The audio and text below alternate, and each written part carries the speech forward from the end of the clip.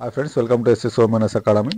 ఈ క్లాస్లో మనం రేఖాగణితంలో భాగంగా ప్రాథమిక జ్యామితీయ భావనల గురించి తెలుసుకుందాం. Okay, primary concepts of geometry. చూడండి, ఫస్ట్ అనేది బిందువు. బిందువు అంటే ఏంది?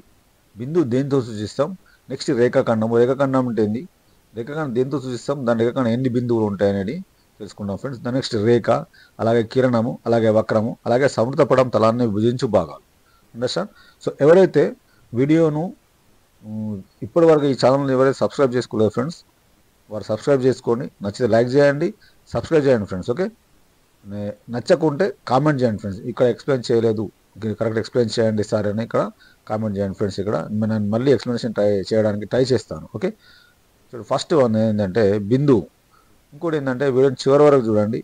ఓకే, నచ్చితే లైక్ చేయండి, సబ్స్క్రైబ్ చేయండి. ఫస్ట్ పాయింట్, బిందువు అంటే ఏందో తెలుసుకుందాం. ఓకే, బిందువు ఫస్ట్ పాయింట్ ఏంటంటే ఒక తలములోని ఒక స్థానాన్ని గుర్తిస్తుంది ఫ్రెండ్స్. ఒక తలములోని ఒక స్థానాన్ని గుర్తిస్తుంది. ఎలానో చూద్దాం. చూడండి, ఇది ఒక తలం అనుకుంటే ఈ తలములో ఏదైనా, ఇప్పుడు ఏ అనేది ఒక బిందువు, ఒక పాయింట్ అనుకుంటే ఏ అనేది ఒక స్థానం అనుకుంటే ఈ స్థానాన్ని మనం ఈ బిందువుతోని సూచించవచ్చు. ఇది గుర్తిస్తుంది. ఓకే, ఈ బిందువుకు లెంత్ కానీ బ్రెడ్త్ కానీ అలానే హైట్ కానీ ఏమీ ఉండవు ఫ్రెండ్స్. అంటే లోతు అంటే ఏంది? ఇక్కడ ఏం గమనించాలి? లోతు అంటే ఇక్కడ హైట్ అనేది గమనించాలి ఫ్రెండ్స్. హైట్ అనుకోవాలి ఇక్కడ. ఓకే, లెంత్ బ్రెడ్త్ హైట్ అనేవి ఉండవు. దేంతో సూచిస్తాం తెలుసే కదా? చుక్కతో సూచిస్తాం, డాట్తో సూచిస్తాం. ఈ యొక్క సమతలం అనేది, ఇది ఒక సమతలం అనుకుంటే, ఒక రెక్టాంగిల్ డ్రా చేసిన కదా, ఇది ఒక సమతలం అనుకుంటే ఈ సమతలం అనేది అనంతమైన బిందువుల సమితి. ఓకే, ఏ పాయింట్ అని ఇక్కడ తీసుకోవచ్చు ఫ్రెండ్స్. ఓకే, ఏబిసిడి బిందువుని ఏం క్యాపిటల్ లెటర్స్తో మనం సూచిస్తాం. ఓకే, అర్థమవుతుందా? ఏబిసిడి అనే బిందువులు ఉన్నాయి కదా ఇక్కడ, ఈ బిందువుని క్యాపిటల్ లెటర్తో మనం సూచిస్తాం. ఓకే, బిందువు అంటే ఏంది? ఒక తలం, ఒక స్థానాన్ని గుర్తిస్తుంది. దీనికి పరిమాణము ఉండదు, పొడవు ఉండదు, వెడల్పు ఉండదు, మరియు హైట్ కూడా ఉండదు. ఓకే, బిందువును ఒక చుక్కతో సూచిస్తాము. ఇది అనంతమైన బిందువుల సమితి. Okay, right. నెక్స్ట్ చూద్దాం. నెక్స్ట్ ఏంది? రేఖాఖండం. ఈ రేఖాఖండం అనేది రేఖ ఒక భాగం. రేఖలో ఒక భాగంను రేఖాఖండం అంటాం. ఈ రేఖాఖండంకు అంత్య బిందువులు ఉంటాయి ఫ్రెండ్స్. రేఖాఖండంకి ఏముంటాయి? అంత్య బిందువులు ఉంటాయి. చూడండి, ఇది ఒక రేఖాఖండం అయితే ఈ ఏబి అనేది అంత్య బిందువులు ఉంటాయి. ఓకే, ఈ రెండు బిందువులను కలిపే, లేదా ఇంకో డెఫినేషన్ చెప్పాలంటే ఏంది? రెండు బిందువులను కలిపే అతి తక్కువ దూరం గల మార్గం ఏమంటామంటే రేఖాఖండం అంటాం. ఓకే, ఈ రేఖాఖండంకు నిర్దిష్టమైన కొలత ఉంటుంది. దీన్ని మనం పొడవు కూడా అంటాం. దీన్ని మనం ఏబి రేఖాఖండం యొక్క పొడవును మనం కనుక్కోవచ్చు. అండర్స్టాండ్? చెప్పచ్చు, మనం ఎంత లెంత్ ఉందో చెప్పచ్చు. సో రెండు తుది బిందువులను కలిగి ఉంటుంది. రేఖాఖండం అనేది రెండు బిందువులను కలిగి ఉంటుంది. ఈ రేఖాఖండాన్ని ఇలా ఏబి పైన, ఏబి రేఖాఖండం కదా, ఏబి పైన ఒక లైన్ డ్రా చేస్తే అది రేఖాఖండంను సూచిస్తాం. దాంతో ఏబి పైన లైన్ డ్రా చేయాలి ఫ్రెండ్స్. ఈ లైన్ను మనం ఏబితోనైనా సూచించవచ్చు, లేకపోతే బిఏతోనైనా సూచించవచ్చు. Okay, right. Next one, line.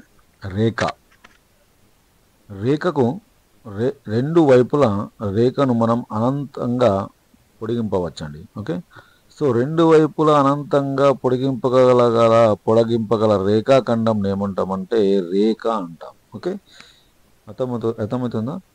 So రెండు వైపులా చూడండి, ఈ ఏబి అనేవి ఉన్నాయి కదా, ఈ ఏబి వైపులా ఇటు సైడ్ మనం పొడిగించవచ్చు, ఇటు సైడ్ కూడా మనం పొడిగించవచ్చు. రెండు వైపులా కూడా అనంతంగా పొడిగింపగల రేఖాఖండంను రేఖ అంటాం. దీనికి అంత్య బిందువులు అనేటివి ఉండవు. అర్థమవుతుందా? అంత్య బిందువులు అనేటివి ఉండవు ఫ్రెండ్స్. నెక్స్ట్ ఏంటంటే అనంతమైన బిందువుల సముదాయం. ఈ రేఖ అనేది అనంతమైన బిందువుల సముదాయం. నెక్స్ట్, ఏదైనా ఒక బిందువు గుండా అనంతమైన రేఖలను మనం గీయగలం. అర్థమవుతుందా? ఒక బిందువు గుండా అనంతమైన రేఖలను గీయగలం. ఇది ఇంపార్టెంట్ పాయింట్ ఫ్రెండ్స్. ఇది గుర్తుపెట్టుకోండి. అంత బిందువు ఉండవు. ఇవన్నీ కూడా ఇంపార్టెంట్ పాయింట్స్, ఎగ్జామ్ అడిగే అవకాశం ఉండొచ్చు ఫ్రెండ్స్. ఓకే, రెండు బిందువులను కలుపుతూ ఒక్క రేఖను మాత్రమే గీయగలం. ఏదైనా రెండు బిందువులు ఉన్నాయి కదా, ఈ బిందువులను కలుపుతూ ఒక రేఖను మాత్రమే గీయగలం. ఓకే, రేఖ అంటే స్ట్రేట్ ఉండదాన్ని రేఖ అంటాం, సరళ రేఖ అంటాం. ఓకే, నెక్స్ట్ ఈ రేఖను మనం ఇలా, ఈ ఏబి ఉన్నది కదా ఫ్రెండ్స్, ఈ రేఖను మనం ఏబి రేఖ, ఇలా పైన మనం 2 ఏరో మార్క్స్ ఉంటాయి, 2 రెండు సైడ్ల ఏరో మార్క్స్ ఉంటాయి, ఏబి రేఖ అని సూచిస్తాం. లేకపోతే స్మాల్ లెటర్స్, ఓకే, స్మాల్ లెటర్స్తో సూచిస్తాం, ఎల్, ఎం, ఎన్, ఓకే, ఇలాంటి లెటర్స్తో కూడా మనం సూచించవచ్చు. ఓకే, నెక్స్ట్ ఏంటంటే సరేకియాలు. ఇది ఇంపార్టెంట్ పాయింట్. సరేకియాలు, సరేకియాలు అంటే ఒకే రేఖపై గల బిందువులను ఏమంటాం, సరేకియాలు అంటాం. ఇది ఒక రేఖ అనుకుంటే ఈ రేఖ పైన 3 బిందువులు ఉన్నాయి, ఇవన్నీ కూడా ఒకే రేఖపై ఉన్నాయి కాబట్టి ఏబిసి బిందువులను ఏమంటాం, సరేకియాలు అంటాం. ఏబిసి బిందువులను సరేకియాలు అంటాం. ఓకే, సరేకియాలైన ఎన్ బిందువుల గుండా, సపోజ్ ఇక్కడ ఒకే రేఖ పైన ఉన్నాయి కదా, ఈ ఎన్ బిందువుల గుండా ఎన్ అంటే ఏంది, ఎన్ ఈజ్ ఈక్వల్ ఇక్కడ 3 తీసుకుందాం, ఎన్ ఈజ్ ఈక్వల్ 3 తీసుకుంటే ఎన్ అంటే ఏంది ఇక్కడ నంబర్ ఆఫ్ పాయింట్స్. ఓకే, ఈ రేఖ ఈ ఎన్ బిందువుల గుండా ఒకే ఒక రేఖను మాత్రమే గీయగలం, ఒకే ఒక రేఖను మాత్రమే గీయగలం. ఓకే, ఇది ఇంపార్టెంట్. నెక్స్ట్ పాయింట్ చూడండి, సరేకియాలు కాని, చూడండి సరేకియాలైన ఎన్ బిందువుల గుండా, సరేకియాలు కాని ఎన్ బిందువుల గుండా, సరేకియాలైన ఎన్ బిందువుల గుండా ఒకే ఒక రేఖను గీయగలం. సరేకియాలు కాని ఎన్ బిందువుల గుండా చూడండి formula n into n minus 1/2, n into n minus 1/2 రేఖలను గీయగలం. ఎలా ఉందో చూడండి. సపోజ్ ఇక్కడ 3 బిందువులు ఉన్నాయండి, ఇవి సరేకియాలు అవుతాయా, కావు. ఎందుకు, ఒకే రేఖ పైన లేవు కదా, ఇవి ఒకే రేఖ పైన లేవు కాబట్టి ఇవి సరేకియాలు కావు. ఎన్ని ఉన్నాయి, n ఈజ్ ఈక్వల్ 3 తీసుకుంటే ఎన్ని రేఖలు గీయగలం, సరేకియాలు కానీ n బిందువుల గుండా 3 ఇంటూ 3 మైనస్ 1/2. ఎలా వచ్చింది, n దగ్గర 3ని సబ్స్టిట్యూట్ చేసేసినాం అంతే, 3 ఇంటూ 2/2, 2 1s 2 1, అంటే ఎన్ని రేఖలు గీయచ్చు, 3 రేఖలు గీయచ్చు. చూడండి ఇక్కడ ఏబి ఒక రేఖ, బీసీ ఒక రేఖ, సిఏ ఒక రేఖ. అండర్స్టాండ్, సరేకియాలు కానీ n బిందువుల గుండా n ఇంటూ n మైనస్ 1/2 రేఖలను గీయగలం. నెక్స్ట్ పాయింట్, ఇది కూడా ఇంపార్టెంట్ చూడండి. ఒక తలంలో n బిందువులు ఉన్నాయనుకుందాం, ఒక తలంలో n బిందువులు ఉంటే అందులో నుంచి పి బిందువులు సరేకియాలు అయితే, పి బిందువులు ఎలా ఉన్నాయండి, సరేకియాలు అయితే ఆ n బిందువుల ద్వారా, ఈ n బిందువుల ద్వారా ఎన్ని రేఖలు గీయచ్చు, n into n minus 1/2 minus p into p minus 1/2 plus 1 రేఖలను గీయగలం. ఇలాంటి ప్రాబ్లమ్స్ మనం నెక్స్ట్ క్లాసులో నేర్చుకుందాం ఫ్రెండ్స్. ఇవైతే మీరైతే ఫార్ములాస్ ఇవి గుర్తుపెట్టుకోండి. Okay, right. నెక్స్ట్ కిరణము. కిరణం అంటే తెలుసా కదా, సూర్యకిరణాలు అంటాం. సూర్యుడు అనేది ఒక బిందువు అయితే సూర్యుడు నుంచి వెలువడి ఏమేమి కిరణాలు, సూర్యకిరణాలు అంటాం కదా. అలానే చూడండి, కిరణము అంటే ఒకే ఒక్క తొలి బిందువు ఉంటుందండి, ఒకే ఒక్క తొలి బిందువు ఉంటుంది. అంటే ఒకే ఒక బిందువు ఉంటుంది. ఒక బిందువు నుంచి ఒక సైడ్ ఒక బిందువు ఉంటే ఇంకో సైడ్ నుంచి మనం అనంతంగా పొడిగించవచ్చు. ఏరో మార్పు ఉంది కదా, ఇలా అనంతంగా పొడిగించవచ్చు. చూడండి ఒక డెఫినేషన్, ఒకే ఒక అంత్య బిందువును కలిగిన ఒక రేఖలోని భాగాన్ని, ఒకే ఒక అంత్య బిందువు కలిగిన ఒక రేఖలోని భాగాన్ని కిరణము అంటాం. అర్థమవుతుందా, కిరణం అంటే ఒకే ఒక అంత్య బిందువును కలిగిన ఒక రేఖలోని భాగాన్ని కిరణం అని అంటాము. Okay, understand.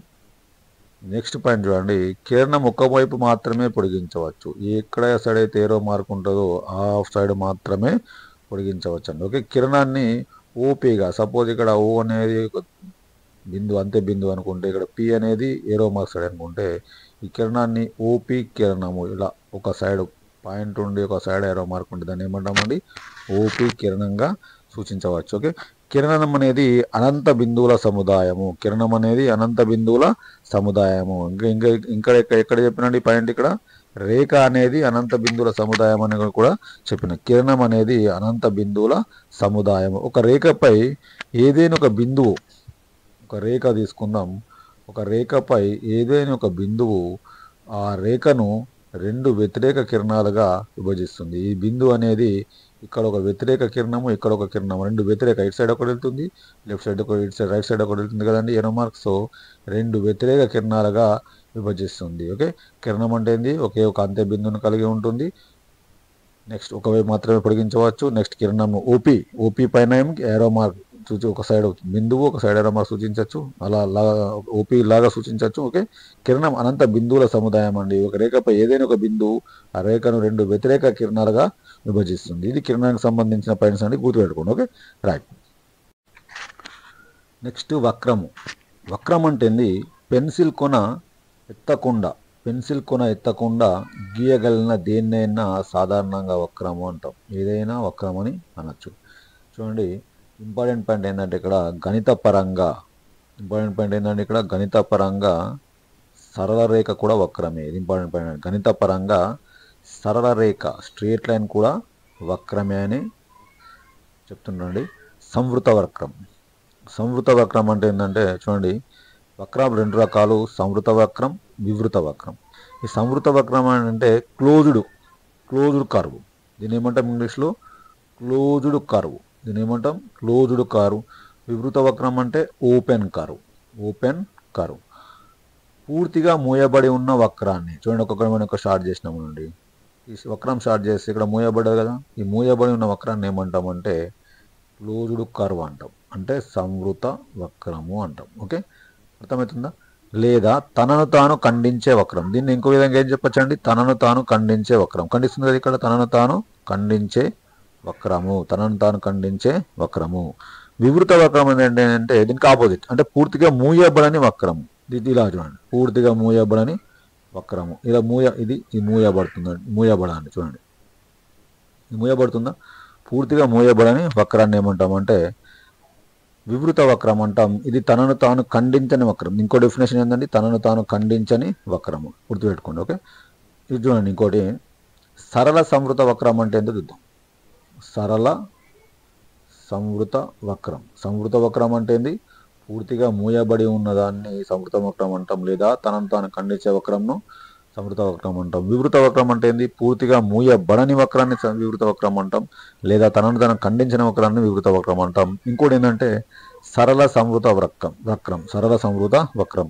ఒక సంవృత వక్రం చూడండి, ఇక్కడ దీనికి రిలేటెడ్గా ఉంటుంది. ఒక సంవృత వక్రం తనను తాను ఖండించిన తర్వాత అది దాటి బయటకు వెళ్ళకపోతే దాన్ని ఏమంటాం? సరళ సంవృత వక్రం అంటారు. చూడండి, ఇక్కడ ఈ సర్కిల్ ఎగ్జాంపుల్ తీసుకోండి.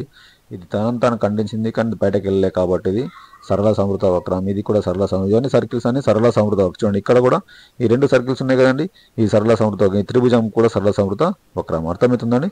సరళ సంవృత వక్రం. ఇక్కడ ఫస్ట్ లైన్ ఏంటండి? ఇది వక్రం. ఓకే, ఇది సరళ సంవృత వక్రానికి ఉదాహరణ. ఏదైనా మీ ట్రయాంగిల్ తీసుకోవచ్చు, లంబకోణ త్రిభుజం తీసుకోవచ్చు, చతుర్భుజం తీసుకోవచ్చు. ఓకే, తనను తాను ఖండించిన తర్వాత బయటకు వెళ్ళకుంటే ఏమంటామండి? దాన్ని సరళ సంవృత వక్రం అని అంటాం. ఓకే, నెక్స్ట్ చూడండి, సంవృత పటం తలాన్ని విభజించు భాగాలు. ఇది సంవృత పటం అనుకుందాం. ఈ సంవృత పటం, చతుర్భుజం అనేది ఒక సంవృత. ఎందుకు సంవృత పటం అంటున్నాం? ఇది పూర్తిగా మూయబడి ఉన్న వక్రం. సరళ సంవృత పటం. తనను తాను ఖండించి బయటకు వెళ్ళిందా? బయటకు వెళ్ళలే, కాబట్టి ఇది సరళ సంవృత పటము లేదా వక్రము. ఓకే, ఈ సంవృత తలాన్ని, ఇదొకంతా సంవృత తలం అండి. ఈ ప్లేన్ ఏరియా అంతా సంవృత తలం అనుకుంటే, ఈ సంవృత తలాన్ని ఈ పటము 3 బిందు సమితులుగా విభజిస్తుంది. సంవృత తలాన్ని 3 బిందు సమితులుగా విభజిస్తుంది ఈ సంవృత పటం అనేది. ఓకే, అంటే ఇది ఒక తలం అనుకుంటే తలానికి అంతరం, దీని ఏమంటామండి? తలానికి అంతరం. ఇది తలం పైన. ఓకే, ఈ లైన్ పైన తలం, భుజాల పైన పైన. ఈ బాహ్యం, తలానికి బాహ్యంగా. ఓకే, తలానికి బాహ్యంగా అంటాం. అర్థమవుతుందా? ఏబి బిసి సిడి డిఏ రేఖాఖండాలన్నీ తలంపై బిందువుల సముదాయం. ఇది మనం బి ఈ చతుర్భుజాన్ని ఏబిసిడిగా గుర్తుంచుకుంటే, ఇది ఒక తలం, ఏబిసిడి అనేది ఒక తలంగా గుర్తుంచుకుంటే, ఈ ఏబి రేఖాఖండము బీసీ రేఖాఖండము ఏబిబిసిసిడి రేఖాఖండాలన్నీ తలం పైన బిందువులు అండి. ఓకే, ఇలా ఏబిబిసి ఉంది ఇక్కడ అండి. ఏబి ఇక్కడ బీడి తీసుకోవచ్చు, సిడి తీసుకోవచ్చు, మిశ్రమం ఎలా తీసుకోవచ్చు అండి. రేఖాఖండాలు ఏబిబిసిసిడిడిఏ రేఖాఖండాలు అంటే ఏంటంటే పైన ఇలా లైన్ డ్రా చేస్తే ఏమవుతాయండి? రేఖాఖండాలు అవుతాయండి. ఓకే, రేఖాఖండాలన్నీ తలంపై బిందువుల సముదాయం. ఓకే, అర్థమవుతుందండి? ఏబి సి తీసుకోండి, లేకుంటే ఏబిసి డి తీసుకోండి. ఏబి బీసీ సిడి డిఏ ఈ రేఖాఖండాలన్నీ తలంపై బిందువుల సముదాయం. తలానికి అంతరం, తలంపై తలం బాహ్యం. ఈ సంవృత పటం అనేది తలాన్ని 3 బిందు సమితులుగా విభజిస్తుంది. అంతర తలం పైన ఉన్న చూడండి, ఇది పైన, ఇది బాహ్యంగా విభజిస్తుందండి. ఓకే, తలానికి అంతరం, తలంపై తలానికి బాహ్యంగా విభజిస్తుందండి. ఓకే, 3 బిందు సమితుల. మనం ఏదన్నా ఇప్పుడు సపోజ్ ఇక్కడ ఏవైనా బిందువులు ఉన్నాయి అనుకుందాం, ఏబి బిందువులు ఉన్నాయి. తలం లోపల బిందువులు ఏంది? ఏబి. ఈ తలం పైన ఉన్న బిందువులు సిడి అనుకుందామండి. తలం పైన ఉన్న బిందువులు ఏంది? సిడి. ఓకే, బాహ్యంగా ఉన్న ఏముందండి ఈ అనుకుందాం, ఇక్కడ ఎఫ్ అనుకుందాం అండి. సో బాహ్యంగా ఉన్న బిందువులు ఏంది ఈ ఎఫ్. ఇలా తలానికి అంతరం, తలంపై తలానికి బాహ్యంగా ఈ సంవృత పటం అనేది 3 బిందు సమితులుగా విభజిస్తుందండి. Okay right. నెక్స్ట్ క్లాస్లో దీనికి సంబంధించిన ఏమైనా ప్రాబ్లమ్స్ ఉంటే మనం డిస్కస్ చేద్దామండి. వీడియో నచ్చితే లైక్ చేయండి, సబ్స్క్రైబ్ చేయండి, షేర్ చేయండి. Okay thank you.